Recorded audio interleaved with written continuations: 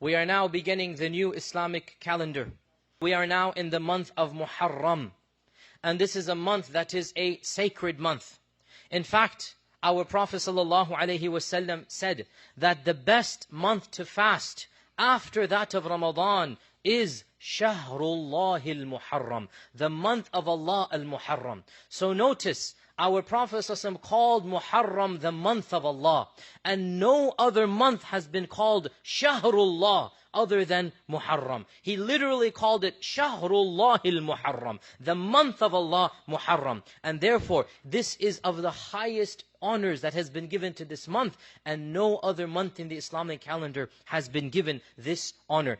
This month, the Muharram, is one of the 4 sacred months. And in fact, many of the Sahaba said, it is the most sacred of the 4 months. Obviously, Ramadan is the most sacred month of the year, but Ramadan is not of the 4 sacred Haram months. And Muharram, many of the scholars said, is the most sacred of all of the sacred months. When Umar ibn al-Khattab instituted the calendar, 10 years or 8 years after the Prophet ﷺ passed away, they discussed which month should we begin the calendar with. And some said this and others said that, and one opinion was Ramadan, and one opinion was other months as well, until finally the most of the Sahaba, they said Muharram makes the most sense to begin the year with, because of its blessings and because it occurs right after Hajj, so it's as if it's a new beginning. And so they decided that the first month of the year shall be Muharram. And so Muharram from that time onwards has always been the first month of the year. And it is a month where the Prophet ﷺ would fast regularly. And Ibn Abbas reported that I never saw the Prophet ﷺ more concerned about fasting than on the day of Ashura and in the month of Muharram. And the day of Ashura literally means the 10th, from Ashara. The fasting on this day was made obligatory even before Ramadan. It was made wajib in the first year after the Hijrah. And everybody had to fast the first year. Then Allah revealed Ramadan. So Ramadan became wajib, and the next year Muharram became recommended and not obligatory. So the first year of Islam, it was obligatory on all Muslims to fast on the 10th of Muharram. And then in the second year, it went down from being obligatory to being recommended and strongly encouraged. And our Prophet ﷺ said that it serves as a forgiveness for the sins of the previous year. On this day of 10th of Muharram, our Prophet ﷺ told us that Musa alayhi salam was saved, Moses was saved from Pharaoh, that Nuh alayhi salam, his ship landed on Mount Judi, that on these days many incidents happened in the past that served as a day of celebration and rejoicing.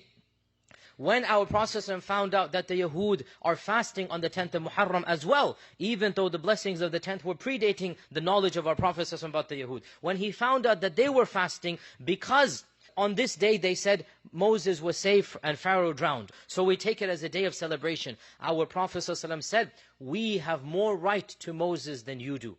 In other words, we are the true followers of Moses, and from that year onwards, he also encouraged everybody to fast on the 10th, and he also said, if I live one more year, I shall fast on the 9th and the 10th. The scholars say, to make our ritual different from the ritual of other religions and nations, and therefore, ideally, it is good to fast the 9th and the 10th, even though our Prophet never did it, because he said the hadith, but he passed away the very year that he said it. So he never actually lived to the next year. But he said, if Allah allows me to live another year, I shall fast the 9th and the 10th of Muharram. So those who are able to fast the 9th and the 10th, alhamdulillah, or the 10th and the 11th, alhamdulillah, but if they cannot fast 2 days, then at least on the 10th they should definitely fast on that day. And it is a day that, inshallah, if you do it properly and sincerely, the minor sins of the previous year are forgiven. And no doubt this day also is a day in which a historical tragedy occurred, and that is the massacre of Hussein radiyallahu ta'ala anhu. That tragedy does not have anything to do with the sanctity of this day. It was a coincidence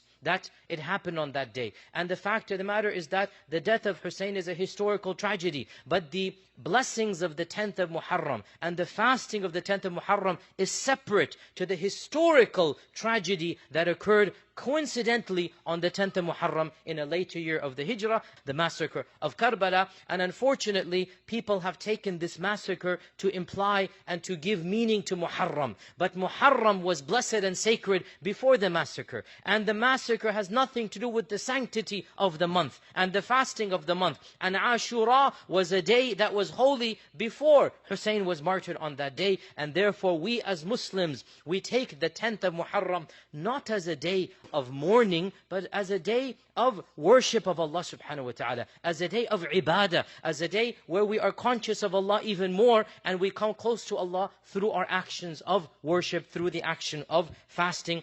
And let us make sure we fast on the 10th, and if we're able to on the 9th and the 10th, or the 10th and the 11th, but at least on the 10th, and especially in this month overall. This is a month where overall our Prophet ﷺ encouraged extra good deeds, extra fasting, extra charity. It is one of the sacred months. May Allah subhanahu wa ta'ala make us of those who utilize it to the best.